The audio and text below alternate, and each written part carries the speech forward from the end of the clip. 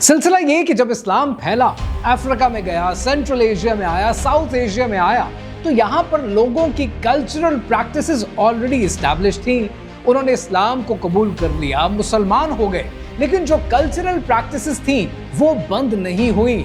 जो सिलसिला फिरौन के दौर से चलता आ रहा था, जो नस्ल दर नस्ल, सीना दर सीना चल रहा था, वो कल्चरल प्रैक्टिस अपनी जगह कायम रही। जो पर्शिया के अंदर ज़ोरास्ट्रियंस के रिचुअल थे वो अपनी जगह कायम रहे, और जो इंडिया के अंदर तंत्रा के रिचुअल्स थे उन्होंने अपनी रिवायत बरकरार रखी।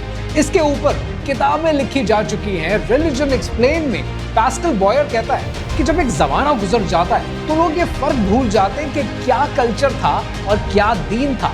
उन्हें एक जमाने के बाद सब कुछ इंटरमिंगल्ड लगता है और उनको ऐसा लगता है कि जैसे तावीज़ इस्लाम का हिस्सा थे, लेकिन वो इस्लाम का हिस्सा तो कभी थे ही नहीं।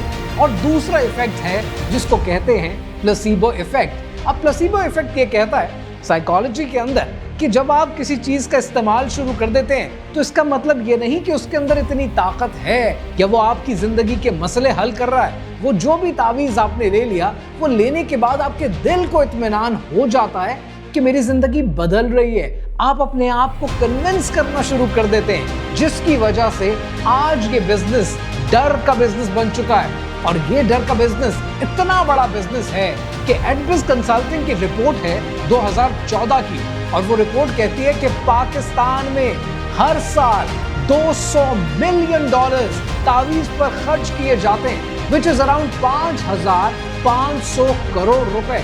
और ये इंडस्ट्री सिर्फ पाकिस्तान में एग्जिस्ट नहीं करती, मुस्लिम ममालिक में ही एग्जिस्ट नहीं करती, पूरी दुनिया में एग्जिस्ट करती है।